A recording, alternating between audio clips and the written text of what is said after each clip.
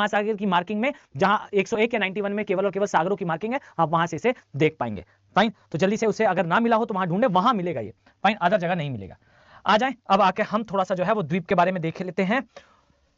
याद रखिए ये है बेसिकली अफ्रीका वाला पोर्शन। अब आप बोलेंगे अफ्रीका क्यों बना रहे हो भाई, तो आगे यूज है, देख लीजिए। फाइन, अब याद रखें कि ये है बेसिकली हमारा प्रायद्वीपीय भारत। फाइन, ये है इंडोनेशिया वाला पार्ट। फाइन, अब याद रखें कि यहां पर आपको दिखाई देगा यूरोप वाला पोर्शन। ठीक है, अब ध्यान से देखिए, ये जो है ये है मेडागास्कर। फाइन, मेडागास्कर याद रखिए ये उसी प्रकार से अलग हो रहा है जैसे एक समय पर भारत अलग हुआ था अफ्रीका से। फाइन, चलिए अब ध्यान से देखें, ये जो है एक बार इस डायग्राम को समझ लें और जल्दी से जो है इसे अपने माइंड पर कंसोलिडेट भी कर लें। याद रखिए कि इस स्थान पर आपको क्या दिखाई देता है, इस स्थान पर आपको दिखाई देता है रेड सी। और याद रखिएगा मैं अभी जब वर्ल्ड की जो है अगर मैपिंग आप सभी कहते हैं, आप सभी इंटरेस्टेड होंगे तो हम स्टार्ट करेंगे वर्ल्ड की मैपिंग। ऐसे ही वर्ल्ड मैप पे जो है एक एक नेशन बनाएंगे। मोरक्को हो गया, फिलिप, यहां पर फिर जो है ये इस प्रकार से मोरक्को वाला पार्ट, मोरक्को के बाद इजिप्ट, इजिप्ट से चलते हुए इस प्रकार से केनिया, युगांडा, तंजानिया, और फिर नीचे आएंगे तो साउथ अमेरिका, इस प्रकार से कांगो, रिपब्लिक ऑफ कांगो से चलते हुए नाइजर, नाइजर से ऊपर फिर घाना, बुर्किना फासो। ये सारे नेशन मार्क करेंगे, एटलस पर बनाएंगे और बना के उन नेशंस के बारे में मार्किंग लिखेंगे। क्लियर? अगर आप सभी इंटरेस्टेड होंगे तो फिर थोड़ा सा जो है वो लेंदी जरूर होगा, लेकिन फिर आपका जो एजुकेशन का लेवल है, जो टीचिंग का और अंडरस्टैंडिंग का लेवल है, वो नेक्स्ट हो जाएगा। फाइन, अगर if you are interested. Okay, चलिए तो आगे चलते हैं, ध्यान से देखिएगा। ये याद रखें दिस इज रेड सी या फिर लाल सागर कहा जाता है। इसी प्रकार से याद रखिए ये जो है इसे बेसिकली क्या कहा जाता है, ये द गल्फ है या फारस की खाड़ी है। अब जरा ध्यान दें, मैं क्या आपके साथ डिस्कस करना चाहता हूं। याद रखिएगा आपको भारत के कुछ द्वीप जो है यहां पर दिखाई देंगे, इन्हें कहा जाता है बेसिकली अंडमान और निकोबार द्वीप समूह। क्लियर? इसी प्रकार से याद रखिएगा आपको इस स्थान पर जो है वो श्रीलंका दिखाई देगा। ठीक, इसके एक स्थान पर याद रखिए आपको दिखाई देगा लक्षद्वीप। ओके, तो भारत के द्वीप आपको एक अंडमान निकोबार द्वीप समूह दिखाई देंगे, और याद रखिएगा दूसरी तरफ आपको क्या दिखाई देगा, दूसरी तरफ आपको दिखाई देंगे लक्षद्वीप आइलैंड्स। क्लियर? अब यहां याद रखिए, इससे नीचे आओगे बच्चे तो यहां पर याद रखें आपको दिखाई देंगे कुछ और द्वीप। कौन से हैं ये द्वीप? तो याद रखिएगा इन्हें कहा जाता है मालदीव्स। ओके, ये मालदीव्स है। इसी प्रकार से याद रखिए मालदीव्स के नीचे आएंगे। फाइन, तो लक्षद्वीप, लक्षद्वीप के नीचे मालदीव, मालदीव के नीचे यहां पर छागोस द्वीप। फाइन, याद रखें ये छागोस द्वीप जो है एक रिज में आते हैं। क्या होती है रिजेस? तो बिल्कुल परेशान ना हो, अभी आज ही की क्लास में हम वहां तक पहुंच जाएंगे। फाइन, ये छागोस है और यहां पर डियोग्रासिया ये एक क्षेत्र है। याद रखिएगा जो डियोग्रासिया क्षेत्र है, इस क्षेत्र के लिए इंफॉर्मेशन याद रखें कि यहीं पर यूएसए खड़ा हुआ है। फाइन, तो मालदीव, मालदीव के नीचे छागोस वाला पार्ट। फिर याद रखिएगा कि यहां पर सेशेल्स द्वीप दिखाई देंगे। सेशेल्स बेसिकली एक कॉलोनी है फ्रांस की। Seychelles no no no Seychelles जो है एक नेशन है, माफ कीजिएगा ये नेशन है। यहां दूसरे द्वीप है रिपब्लिक द्वीप, वो फ्रांस की कॉलोनी है। ओके, तो ये जो है सेशेल्स द्वीप है, और इसी प्रकार से याद रखिएगा यहां पर फिर आपको जो है वो कौन दिखाई देगा, यहां दिखाई देगा मॉरिशस। अभी जब मैंने एक जियोपॉलिटिक्स वाला टॉपिक कवर करा था, वहां पर भारत की हिंद महासागर में एंट्री के नाम से एक वीडियो, मॉरिशस के नीचे फिर वीडियो आपको दिखाई देगा, वहां मैंने इस पूरे कंसेप्ट को डिस्कस कर रखा है। अगर आपने ना देखा हो तो वहां जाकर देखें, तो आपको हिंद महासागर का पूरा जो जियोपॉलिटिक्स है ये समझ में आ जाएगा।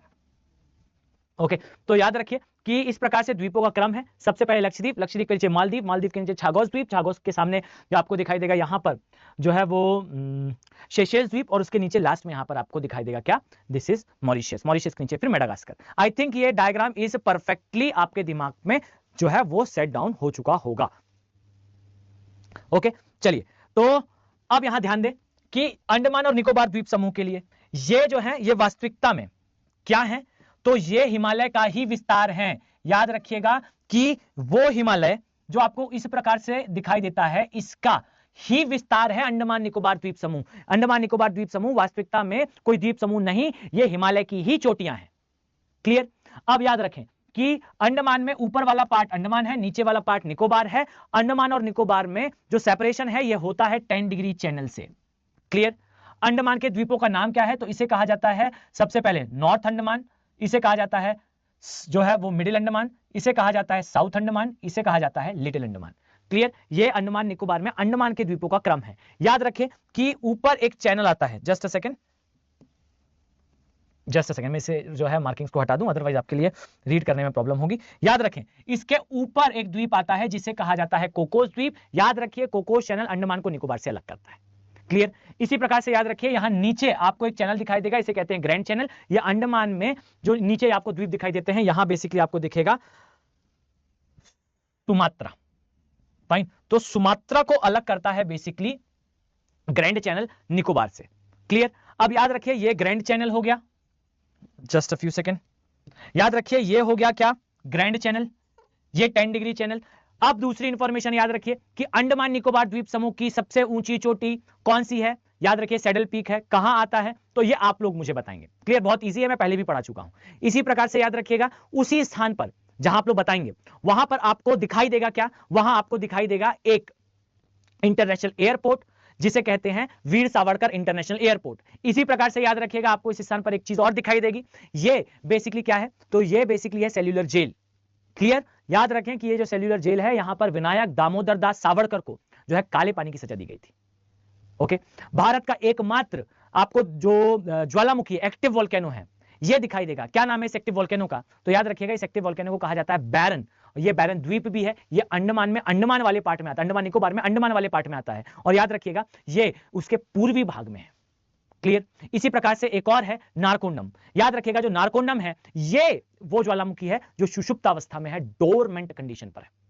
ओके, तो आई थिंक ये सारी इंफॉर्मेशन आपके माइंड पर सेटल डाउन हो चुकी होगी। ओके, नाउ अब इसी प्रकार नीचे आएंगे तो याद रखें कि जो लक्षद्वीप वाला पार्ट है, पहली चीज तो ये प्रवालों द्वारा निर्मित द्वीप है। अब यहां याद रखिएगा प्रवाल होते क्या हैं, तो जस्ट अ सेकेंड याद रखें प्रवाल वो जीव हैं जो मैंने स्टार्टिंग की क्लास में बताया भी था कि ये वो जीव होते हैं जो बेसिकली एक्सोस्केलेटन अर्थात ऐसे जीव का उदाहरण है जिनके शरीर में कंकाल तंत्र जो है वो बाहर होता है। फाइन, यानी कि जो आप ये सरफेस देख पा रहे हैं, याद रखिएगा ये वाला, ये तो इसके टेंटिकल्स हैं।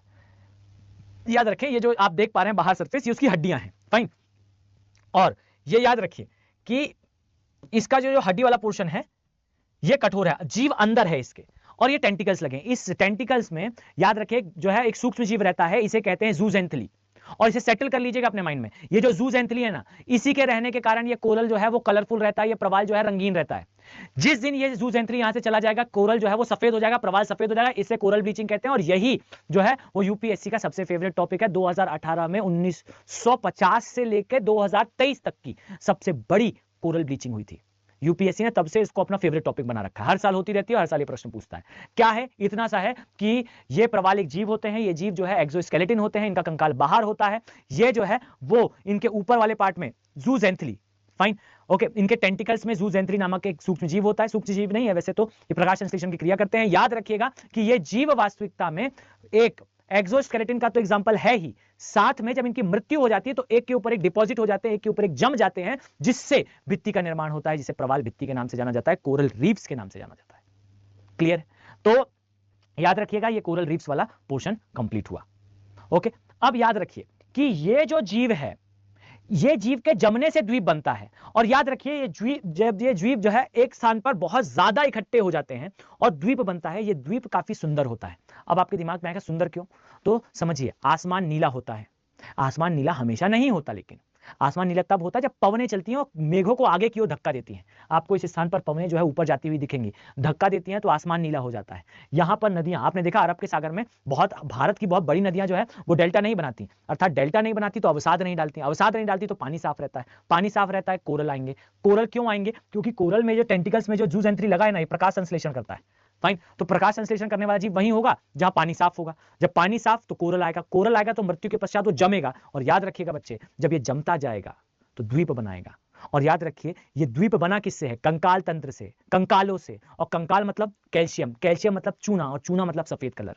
इमेजिन करें कि आसमान नीला, सागर नीला, सफेद रेत, सबसे ब्यूटीफुल कॉम्बिनेशन होता है।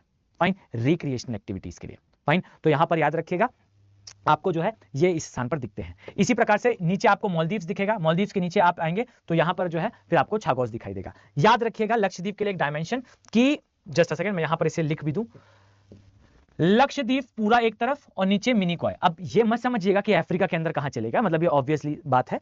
फाइन, ये लक्षद्वीप है, लक्षद्वीप का ये एक पार्ट है जिसे कहा जाता है मिनिकॉय। ये एक चैनल से सेपरेट होते हैं। फिर मिनिकॉय से नीचे आएंगे तो याद रखिए यहां मालदीव्स हैं, ये एक चैनल से सेपरेट होते हैं। फिर उत्तरी लक्षद्वीप और दक्षिणी लक्षद्वीप ये भी एक चैनल से सेपरेट होते हैं। बता रखा है मैंने, एनसीईआरटी में भी है, पर यहां थोड़ा सा मैं आपको मेहनत कराना चाहता हूं।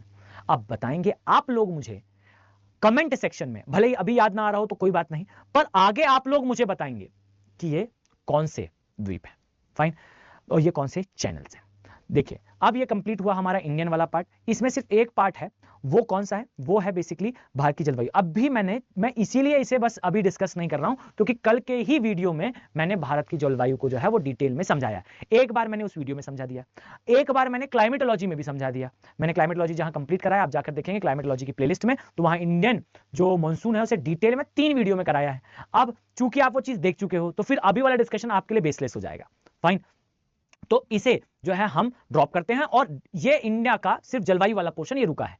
अब आते हैं हम फिजिकल ज्योग्राफी में। अब ध्यान से समझिएगा कि फिजिकल ज्योग्राफी के 3 मेजर पिलर हैं जो जिस पर पूरी एनसीईआरटी बेस्ड है।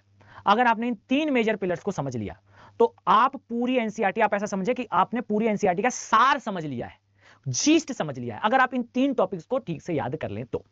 फाइन, कौन से हैं वो 3 टॉपिक्स? तो सबसे पहले तो मैं आप सभी से कहूंगा कि अब थोड़ा सा रेस्ट ले लो क्योंकि यहां से 1 घंटे की क्लास और लगेगी। मैं आपको वो तीनों बेसिक पिलर्स बता दूंगा, फिर हम आगे डिटेल में और डिस्कशन, अगर आप चाहेंगे तो हम डिस्कशन कर लेंगे, कोई प्रॉब्लम नहीं है। हम आगे 8 9 10 बजे तक भी जा सकते हैं, कोई प्रॉब्लम नहीं है। बस पहले ये 3 पिलर्स हो जाए तो पहले आप लोग थोड़ा सा जो है रेस्ट कर लें, 10-20 सेकंड का पॉज ले लें, चाहे तो पानी वानी पी लें, और फिर हम स्टार्ट करते हैं। तब तक मैं आप सभी के कमेंट देख लूं कि देखते हैं कौन कौन जो है स्टूडेंट सही आंसर दे पाता है ना। आ जाए जल्दी से कोई कुछ। वर्ल्ड ज्योग्राफी कब से स्टार्ट करेंगे ये आपके वो, ओके।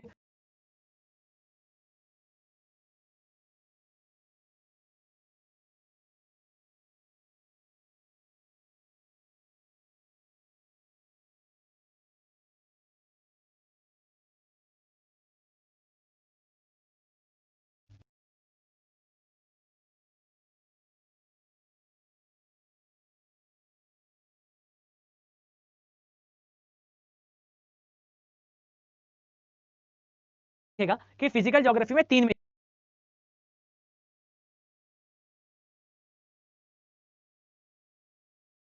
1 घंटे, तो आपकी जो 11th प्रकार से समझ सकते हैं, याद रखिए फिजिकल।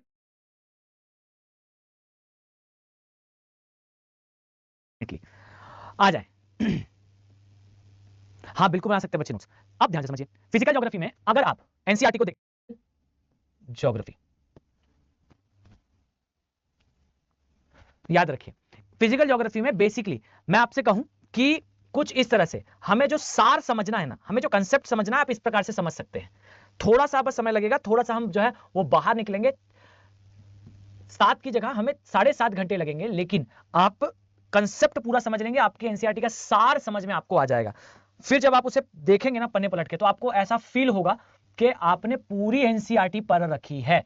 मैं आपको लिटरल बताऊं, अगर कोई स्टूडेंट इसे पूरा सुन ले आने वाले 1 घंटे, तो आपकी जो 11th क्लास की अभी तक जो है हमने 11th क्लास की एक, 12th क्लास की एक, माफ कीजिएगा 11th क्लास की एक, 9th क्लास की, 6th और 7th तो हमारी जो है वो कंप्लीट है, सिर्फ आपका एग्रीकल्चर और रिसोर्सेस वाला पार्ट है, फाइन। अब यहां याद रखिए कि आपको दिखेगा कि फिजिकल ज्योग्राफी में 3 मेजर पिलर्स आते हैं। कौन कौन से हैं?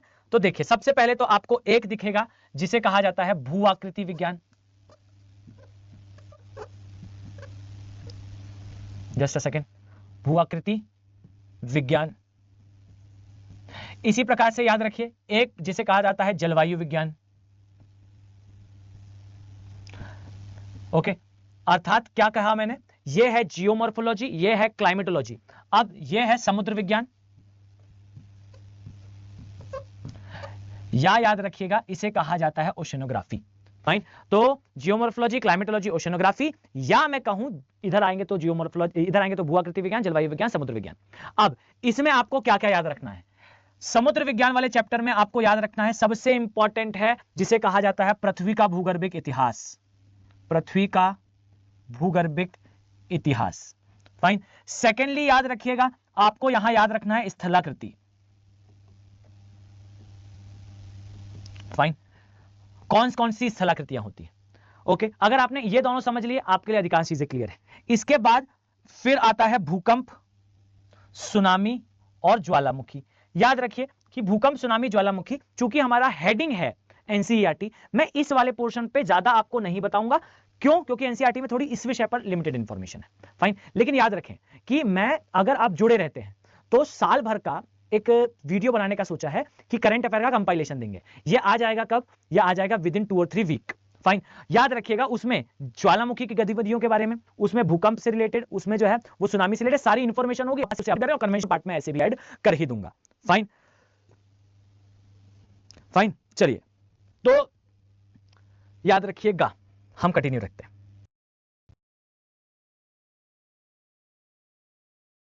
मैम पढ़ाइए ना, बच्चे इंतजार कर रहे हैं।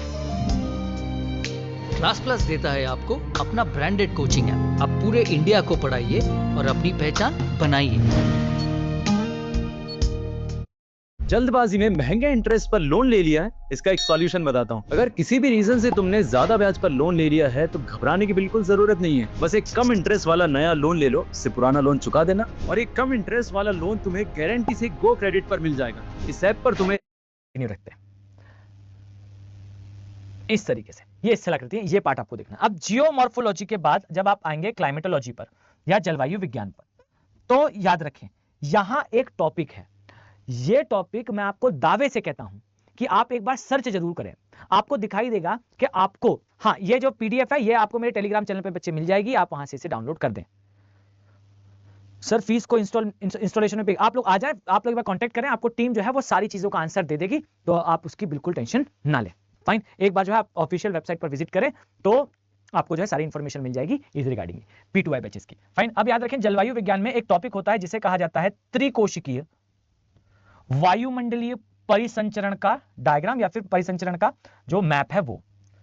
अगर आपने इसे समझ लिया, इसे इंग्लिश में कहते हैं tricellular meridional diagram of air mass movement, या त्रिकोशिकीय वायुमंडलीय परिसंचरण का डायग्राम।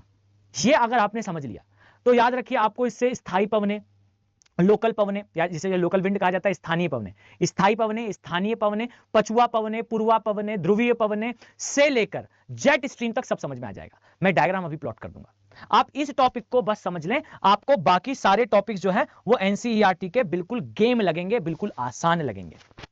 क्लियर है? तो एक ये जो है मेरा टेलीग्राम चैनल जो है अभिनव बोरे ज्योग्राफी है बच्चे, आप वहां से डाउनलोड कर सकते हैं। और कोर्स में आना चाहते हैं P2I बैच के, जब भी बच्चे ने पूछा, तो याद रखिए आप स्टडी IQ की ऑफिशियल वेबसाइट पर विजिट कर लीजिए, आपको वहां पूरी जानकारी मिल जाएगी। अभी 10 अक्टूबर के लिए जो है वो बैचेस हैं, सारे सब्जेक्ट्स को कवर करता हुआ मिलूंगा। फाइन, तो आप इसे जो है वो कर सकते हैं। ज्यादा फोकस करना है तो याद रखिए समुद्र विज्ञान वाले पोर्शन में आपको जल धाराओं पर, इस पर फोकस करना है। अभी मैं एनसीईआरटी में ये जल धारा ये करा आ रहा हूं, और इवन जो बैच है प्रीवियस वाला उसमें, और इवन मैं आपको बताऊं तो जो जल धारा है ये कल या परसों में, इसी हफ्ते, मतलब जो हफ्ता अभी मंडे से स्टार्ट होगा, इस पे एक वीडियो आ जाएगा। आप वो जल धारा वाला पोर्शन खासकर, फाइन, हाँ बच्चे बस थोड़ा ही देर बच्चे, नेट खत्म होने वाला है, थोड़ा सा रुकिएगा, ये बस होने वाला है। याद रखिए जो जलधारा वाला पोर्शन है, हमेशा याद रखिए कि इससे प्रश्न आते हैं, और मैं अगर आपसे कहूं तो इस हफ्ते में ही आपको ये जलधारा से रिलेटेड एक वीडियो मिलेगा करंट के टॉपिक पर। मैंने उसमें कन्वेंशनल पूरा कवर रखा है, तो आपको सिर्फ क्या करना है, ये तो मैं पहले भी पढ़ा चुका हूं, आज भी पढ़ाऊंगा, पृथ्वी की भूगर्भिक संरचना और ये स्थलाकृति वाला पार्ट, ये तो मैं अभी कराऊंगा ही। बस इसके लिए आपको थोड़ा सा जो है वो 2 या 3 दिन का वेट करना पड़ेगा।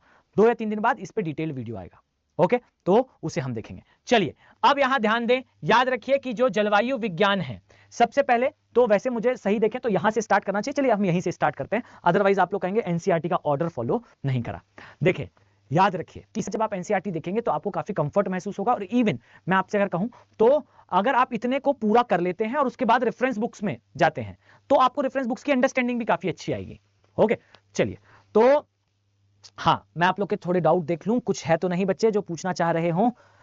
सर पॉलिटी, हाँ ओके सर, अच्छा मैंने जो एनसीईआरटी है उसके बुक के दर्शन नहीं कराया, मैं अभी दर्शन करा देता हूँ बच्चे। ओके, तो क्या होता है कि मैं एनसीईआरटी को अगर जैसे सामने रखता हूँ ना, तो होता ही है कि हम फिर लाइन रीड करने लग जाता हूँ उसमें, मतलब बुक्स में फिर मैं उसकी लाइनों को देखने लग जाता हूँ। मैं चाहता हूँ कि आप सबको समझ में पहले आ जाए। फाइन, बुक के दर्शन तो आप भी कर सकते हो, मैं भी अभी करा दूंगा भैया आपको। ओके, चलिए, तो कंटिन्यू करते हैं, यहां ध्यान से समझिए। सबसे इंपॉर्टेंट टॉपिक है ज्योग्राफी का। सर इंग्लिश में भी बच्चे, मैं इंग्लिश टर्मिनोलॉजी यूज कर दूंगा, पर हम हैं अभी हिंदी चैनल पे ना, तो मैं थोड़ा सा हिंदी पर ज्यादा फोकस कर रहा हूं। ओके, ध्यान से देखिए, याद रखिए, जियोलॉजिकल हिस्ट्री ऑफ अर्थ अर्थात पृथ्वी की भूगर्भिक संरचना या भूगर्भिक इतिहास, इसे कहते हैं जियोलॉजिकल हिस्ट्री ऑफ अर्थ।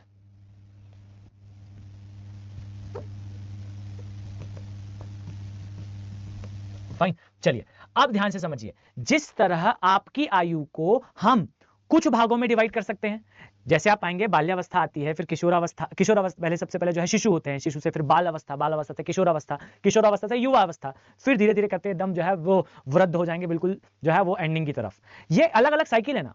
इसी प्रकार से याद रखिएगा कि पृथ्वी की आयु को भी अलग अलग भागों में विभाजित करा गया है। क्लियर? और इसे कल्पों में, युगों में, और युगों को फिर अदर स्केल्स पर डिवाइड करा गया है। लेकिन आपको याद रखना है कि पृथ्वी को कुल मिला के 16 युगों में, पृथ्वी की आयु को 16 युगों में बांटा जाता है। अब इनके नाम मैं आपको बताने वाला हूं, और जैसे ही मैं आपको ये बताऊंगा,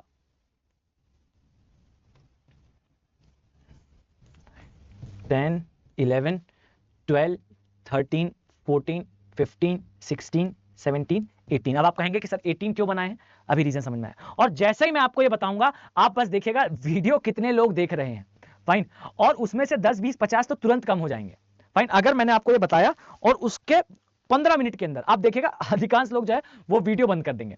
ओके, तो लेकिन आप टेंशन ना ले, कुछ बच्चे यहां पर हैं जिनको मैंने एनसीईआरटी बैच में पढ़ाया है, P2I में भी पढ़ाया, बेसिकली एनसीईआरटी में मैंने उन्हें पढ़ाया है, और वो आंसर अभी से जो है वो देना प्रारंभ कर रहे हैं। फाइन, तो हाँ, नेक्स्ट सेशन संडे को रखेंगे, अगर आप सभी इंटरेस्टेड होंगे तो डेफिनेटली संडे को आएगा। फाइन, चलिए, तो हाँ बिल्कुल, सीडीएस में आपके लिए पैरेलल यूपीएससी कंडक्ट कराता है, आपके लिए जो है टोटलिटी में इंपॉर्टेंट है। अब यहां देखिए जो 16 युग हैं, अगर कोई स्टूडेंट आईएएस का एग्जाम क्लियर करना चाहता है, उसके लिए ये इसेंशियल है, इसको आप लिख लीजिए अपने टेबल पे, कि अगर ये 16 एरा आपको याद नहीं है तो आपका प्री क्वालिफाई हो सकता है, मेंस में तो आप आंसर राइटिंग में काफी वीक आंसर लिखोगे ज्योग्राफी के। क्लियर? कौन कौन से 16 एरा हैं?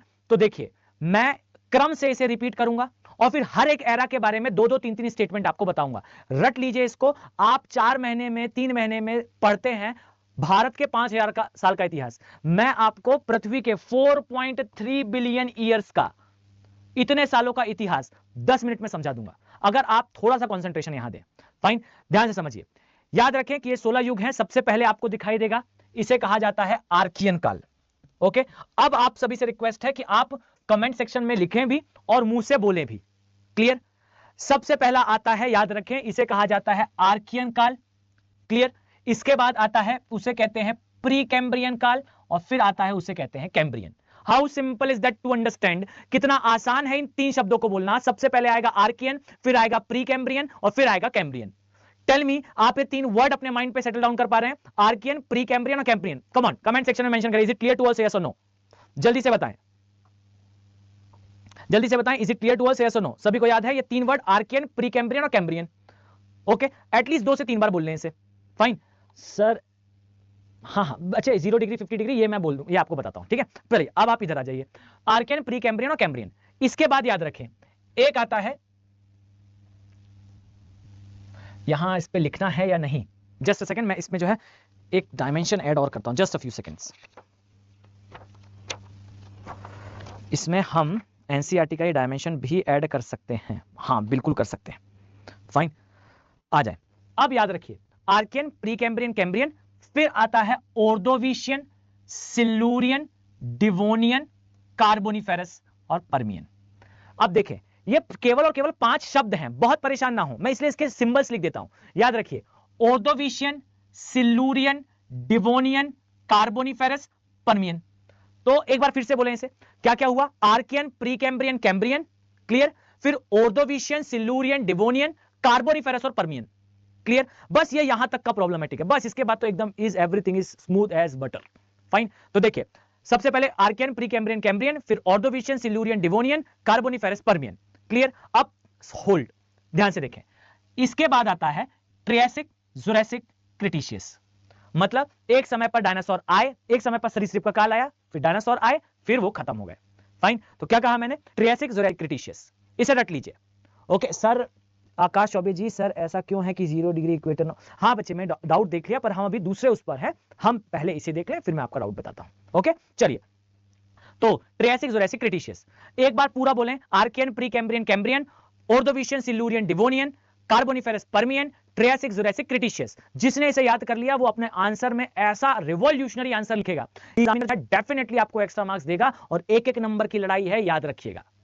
ओके, तो दिस इज क्लियर। अब आ जाएं इसके बाद फिर P E O M P, ऐसे याद कर लीजिए। वैसे तो आप ये सब भूल जाएंगे, आपको एग्जैक्टली याद करना ही पड़ेगा, ये सब अभी के लिए 2-4 घंटे के लिए ठीक है, उसके बाद फिर आपको बार बार बोलने पर वो याद ही हो जाएगा। ओके, सो पैलियोसीन, इयोसीन, ओलिगोसीन, मायोसीन, प्लास्टोसीन, माफ कीजिएगा, मायोसीन, प्लायोसीन, प्लायोसीन, प्लास्टो नहीं है, प्लायो।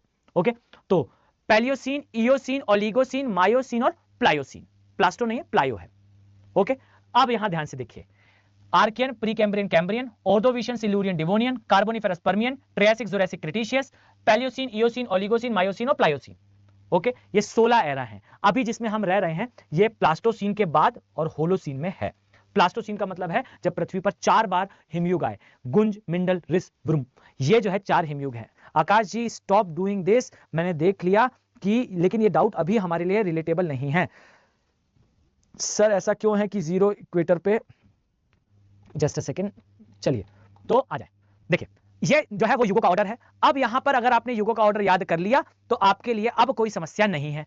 फाइन, इसे हाँ डरना, एग्जैक्टली बहुत इजी है याद करना, लेकिन डरना मना है। हाँ हाँ ओके, चलिए चलो ध्यान से देखो, आर्कियन, प्री कैम्ब्रियन, कैम्ब्रियन, इसके बाद फिर आ जाए तो Ordovician, Silurian, Devonian, Carboniferous, Permian, Triassic, Jurassic, Cretaceous, Palaeocene, Eocene, Oligocene, Miocene, Pliocene, Pleistocene और होलोसीन। होलोसीन में हम आते हैं होमोसेपियन। ये याद हो गया। अब किसमें क्या हुआ था, सिंपल सा एक बार में सुनते जाओ, कोई डाउट नहीं रह जाएगा। ओके, आपको जिस भी तरीके से याद रखना हो आप उस तरीके से याद कर सकते हैं। ठीक है, अब याद रखिए, आर्कियन काल में याद रखिए पृथ्वी जो है वो ठंडी होना प्रारंभ हुई, और ठंडी होने पर ये जो है वो सॉलिडिफाई होने की प्रोसेस में यहां पर लोहा तथा गोल्ड इसके डिपॉजिट्स आए। क्लियर। सेकंड चीज याद रखिए, आर्कियन काल के बाद जो है वो प्री कैम्ब्रियन काल स्टार्ट हुआ। प्री कैम्ब्रियन काल में ही अरावली का निर्माण हुआ था। ठीक है, तो विश्व का सबसे पुराना पर्वत में से एक है अरावली। ठीक, इसी प्रकार से याद रखिए कि जो ऑर्डोविशियन है, ये जो काल दिखाई देगा ये कार्बोनिफेरस, इसमें याद रखें कि अरावली पूर्णतः विकसित अवस्था में आ चुका था। इसलिए कई बार आपको बुक्स में लिखा मिलता है कि ये जो कार्बोनिफेरस, सॉरी, ये जो आर्कियन, प्री कैम्ब्रियन, कैम्ब्रियन, जो कैम्ब्रियन काल है, इस कैम्ब्रियन काल में अरावली बना था। आप प्री कैम्ब्रियन, कैम्ब्रियन दोनों लगा सकते हैं, कोई प्रॉब्लम नहीं है। ओके, अब याद रखिए Ordovician, Silurian, Devonian, Carboniferous, Permian, इसके बाद से पूरा कुछ आपको मैं एक स्टोरी में याद करा देता हूं। कौन से काल में कौन सा जीव आया, आप सीधा सीधा क्रम से इसे याद कर लें, क्रम से उसे याद कर लें, अपने आप सब मैच हो जाता है। ठीक है, मतलब आप पहले पूरे एरा याद कर लें, एरा याद करने के बाद ये जो कहानी मैं बताने वाला हूं ये याद कर लें, फिर सब कुछ ऐसा जिगजैग फिट हो जाता है एक दूसरे में। क्लियर, तो आपको ना ही परेशान होने की आवश्यकता हो। चलिए आ जाए, याद रखिए आपको सबसे पहले याद रखना है कि पृथ्वी पर कौन से जीव आए, एक कोशिकीय अकशेरुकी जीव। कौन से जीव आए, एक कोशिकीय अकशेरुकी, यानी कि सागर के अंदर जो जीव हैं, याद रखिएगा वो जीव सबसे पहले सूक्ष्म रूप से उपस्थित थे। ये जो सूक्ष्म जीव थे इन्हें अकशेरुकी जीव कहा जाता था, इनका कोई भी मेरुदंड नहीं था। इसी प्रकार से याद